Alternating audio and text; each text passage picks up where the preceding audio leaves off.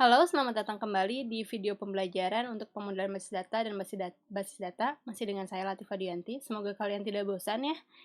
Oke, jadi sudah berapa banyak video yang kalian tonton? Jangan lupa subscribe dan komen ya. Canda deh. Oke, nah pada video kali ini kita akan mempelajari tentang relational model. Jadi sebelumnya kita sudah belajar ada berbagai macam data model ya. Ada ER, ada relational, ada apalagi object oriented, semi structured, lalu ada hierarchical, ada network gitu ya. Nah, sekarang kita akan belajar salah satu data model yang paling banyak digunakannya itu adalah relational model. Untuk relational model ini akan ada 3 segmen. Ini adalah segmen pertama dari relational model. Nah, untuk buku referensinya masih tetap sama ya, masih tetap database system konsep, bukunya Silberstadt, 7 edition. Nah, kita udah masuk ke chapter selanjutnya adalah chapter 2, Introduction to Relational Model. Dan buku Modern Database Management masih edisi ke-12. Ini chapter 4, Logical Database Design and the Relational Model. Oke, nah cerita dulu nih tentang si relationalnya itu sendiri. Jadi, relational model itu sebenarnya diadopsi gitu ya, bentuk si relationnya atau tabelnya itu diadopsi dari konsep matematika yang namanya adalah sets atau himpunan. Masih ingat kan ya, himpunan yang gambarnya kayak diagram Venn seperti itu, lalu ada domain, ada range, dan lain-lain. Nah, lalu itu pertama kali dicetuskan oleh seorang researcher asal IBM, si E.F. Code ini, tahun 1970 katanya. Nah, ini kalau di video sebelumnya kalian mendengarkan dengan baik dan benar, mungkin bisa dapat hint-nya. Jadi, si relational model ini itu adanya tahun 1970, dikemukakannya, tapi mulai widely digunakan oleh dunianya itu tahun 1980 karena si bahasa untuk mengakses relationalnya ini, si SQL-nya itu baru ditemukan di tahun 1980-an gitu. Oke, nah dari 1980-an itu hingga sekarang itu relational model konsep ini masih digunakan dan paling banyak digunakan. Jadi sekarang sudah banyak sekali produk yang membuat RDBMS ya. RDBMS itu Relational Database Management System, misalnya kayak Oracle, terus MySQL, terus apalagi Microsoft Access dan lain-lain gitu ya. Nah, sekarang kita akan bahas relation-nya itu sendiri. Nah, ini kata relation ini atau relasi atau tabel gitu ya, itu tidak bisa disamakan dengan konsep di ER itu ada namanya entity relationship. Jadi nggak sama ya antara relation sama relationship di sini. Oke. Nah, kalau relasi di sini itu adalah sebuah tabel 2 dimensi yang berisi dari data-data. Dia dua dimensi. Dimensi pertama adalah kolomnya, itu ada atau disebutnya atribut atau field. Nah, itu ada ID, nama, departemen, name, dan salary. Nah, itu adalah atributnya.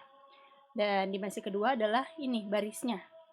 Jadi, satu baris ini nih, ini misalnya ambil yang ini deh, si CRIC ini ya, 76766, CRIC Biology 72.000. Nah, ini disebutnya sebagai sebuah tuple atau sebuah row atau sebuah record gitu ya. Ini sebuah record. Jadi kalau di sini dia ada 1, 2, 3, 4, 5, 6, 7, 8, 9, 10, 11, 12 record gitu. Oke. Nah, dia bisa disebut sebagai sebuah relasi kalau memenuhi ini kualifikasinya. Yang pertama, dia harus punya unique name. Jadi relasi ini harus punya unique name. Ini unique name-nya maksudnya dalam satu database ya. Misalnya kita ngomong di sini database universitas apa nih ini? Universitas XYZ misalnya. Maka di database Universitas XYZ ini hanya akan ada satu tabel namanya di sini instruktur gitu. Ini dia punya tabel namanya instruktur. Oke, kenapa nggak boleh banyak? Nanti kalau banyak bingung ya, itu dia sebenarnya mengacu pada tabel yang mana. Yang kedua, setiap atribut value-nya harus atomic. Nah ini ya, jadi atribut value-nya ini misalnya di si CRIC ini 76766, ini dia harus atomic. Jadi isinya itu harus atomic. Contohnya nggak atomic itu gimana sih? Misalnya kita tambahkan satu lagi kolom di sini berisi nomor HP misalnya. Nah, si CRIC ini dia punya 2 nomor HP. Satu itu untuk kerja mungkin pakai Telkom titik-titik, satu lagi untuk nongkrong sama teman-temannya itu dia pakai IM titik-titik gitu kan. Berarti dia nomor HP-nya nanti punya 2. Nah, itu kita simpan dalam sebuah dalam satu value di sini gitu ya. Jadi nomor Telkom titik-titik, nomor IM titik-titiknya. Nah, itu disebutnya tidak atomik gitu karena ada 2. Oke, nanti kenapa nggak bisa 2 gitu? Nanti karena kalau mau mengakses datanya itu kan berarti harus ada pemrosesan ulang gitu. Menyusahkan diri sendiri. Misalnya kalian buat juga digabungkan antara departemen name sama salary. Jadi di sini tuh ada Crick Biology, 72.000. Nah, berarti kan kita mau akses departemen name-nya saja, nggak mau pakai salary-nya. Berarti harus ada pemrosesan ulang kalau memang kita akan menggabungkan 2 kolom ini. Oke. Jadi dia harus atomic isinya ini ya. Yang ketiga, every row must be unique. Nah, ini jadi ini satu row ini kita harus unik. Jadi di sini kita punya 76766 Crick Biology 72.000. Kita nggak boleh punya tabel satu lagi di sini, punya row satu lagi yang persis sama 76766 Crick Biology 72.000. Nah, misalnya kita punya di biology ini memang ternyata orang-orangnya namanya Crick gitu. Ada Crick 2, namanya Crick juga, dia dengan gajinya yang sama persis 72.000. Nah, tapi dia bedanya ID-nya. Jadi dia 2 orang yang berbeda, Crick 1 dan Crick 2. Tapi sama-sama kerja di biology, gajinya sama-sama 72.000. Nah, kita bisa buat jadi dua row, tapi pasti ID-nya berbeda. Karena dia nggak boleh ada yang tepat sama. Oke? Yang keempat, atribut dalam tabel harus punyai unique name. Nah, ini ya, jadi ID, name, departemen name, salary. Ini juga harus unik dalam tabel ini ya. Kenapa? Ini juga karena bisa diakses. Jadi berarti kita mau akses pada tabel instruktur atribut departemen name. Nah, ini cuma mengacu tepat satu, nggak ada departemen name satu lagi. Jadi bingung nanti kalau pas melakukan query ya, departemen name yang mana yang kita maksud. Oke. Selanjutnya, urutan dari column maupun order ini tidak berpengaruh. Jadi mau kita tulisannya ID departemen name baru salary boleh, mau ID salary name dulu baru departemen name boleh, sama aja. Yang penting adalah skemanya tetap terjaga bahwa dalam relasi instruktur ini ada 4 atribut ini. Mau di ordernya dipindah-pindah itu nggak masalah. Record juga sama. Recordnya yang penting di sini ada 12 data. Udah. Mau si Kim-nya itu kita sort ke atas, jadi misalnya berdasarkan name. Nomor 1 siapa nih? Crick ya, nomor 1 adalah Crick. Nah, ini tetap aja sama artinya. Oke. Nah, jadi semua relasi ini ada di bentuknya namanya adalah first normal form. Nanti itu kita bakal lebih lanjut bicarakan nanti terkait normalisasi. Masih jauh ya, sabar. Oke, jadi ini adalah konsep tentang relation.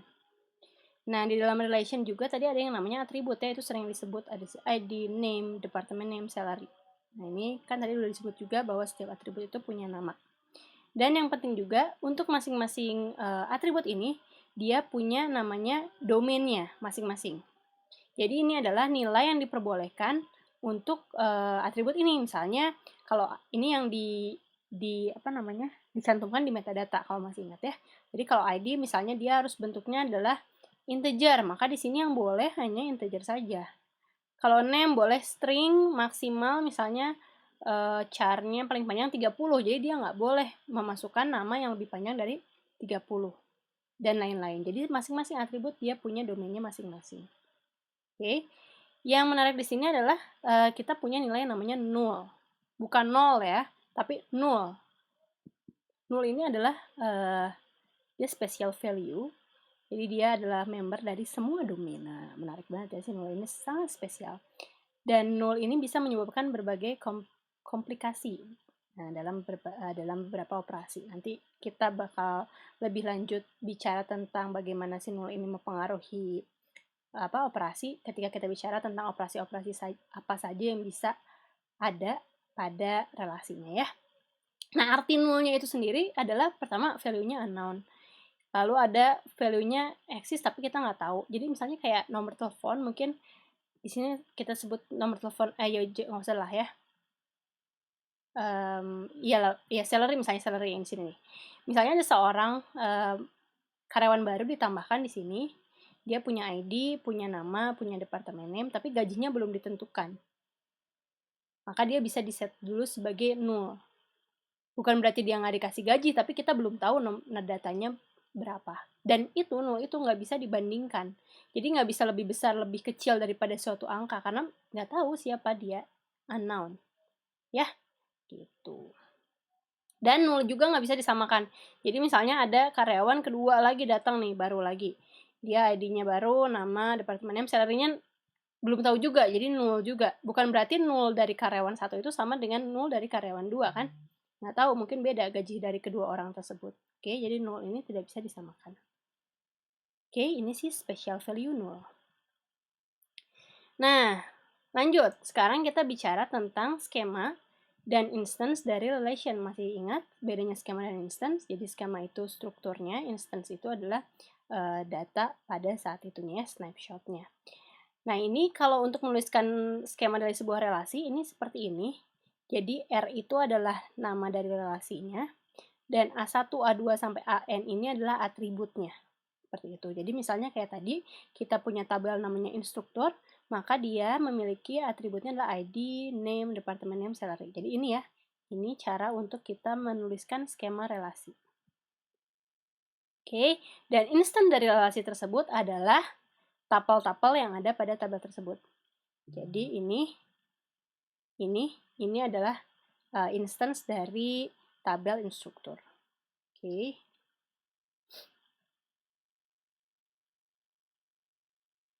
Nah, lanjut. Nah, kalau di database skema itu sama ya, tetap ya. Jadi skema database itu struktur, berarti logical structure dari database itu sendiri. Sedangkan instance-nya atau isinya itu adalah snapshot dari data pada saat itu. Jadi kalau tadi skemanya itu adalah instruktur, ada ID, name, departemen name, dan salary, maka instance-nya adalah ini semua adalah instance. Oke, ini skema basis data ini bisa banyak ya. Di sini bedanya sama yang relasi tadi.